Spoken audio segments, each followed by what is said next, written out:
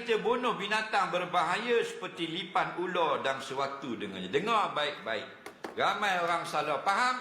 Dia kata kalau bini hamil, bini pregnant, bini mengandung, tak boleh bunuh binatang. Salah. Yang sebetulnya bila kita ni mengandung tak mengandung bini, jangan aniaya binatang. Faham, aniaya dengan bunuh lain.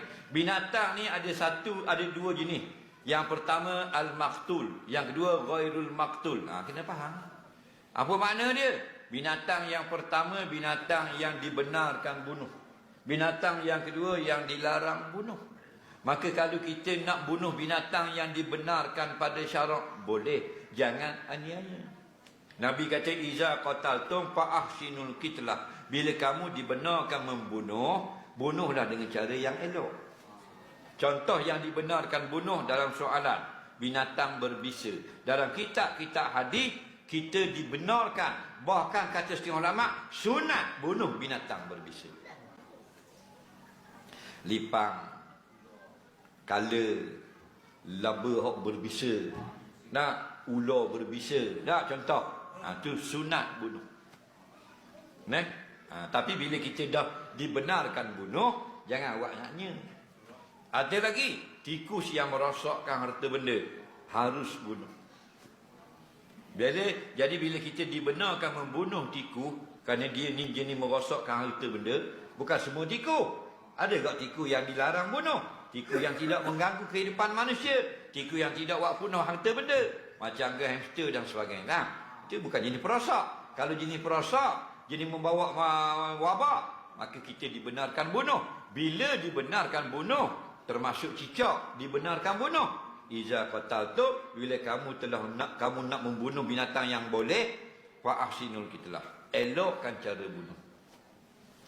Dalam Sahih Tirmizi, cara bunuh yang elok, Nabi kata, siapa katok sekali cicak mampu selalu 100 pahala. Nampak? 2 kali katok baru mampu 70 pahala. Maknanya biar mati selalu. Ada kelakon yang aniaya, ada. Dia dapat tikus masuk dalam perangkat, dia pun bubuhlah lilin dia watang kat pintu perangkat, dia curah minyak round 97 atas tikus.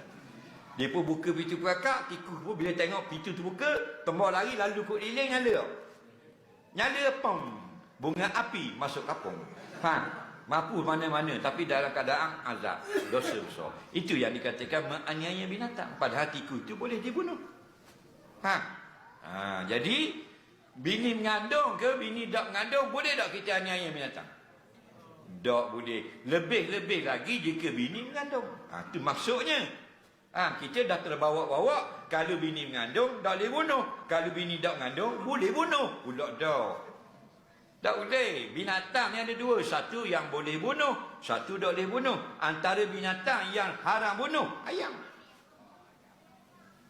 Nabi melarang belajar panah ayam. Kerana binatang ni hayawan muhtaram, hayawan yang dimuliakan syarak.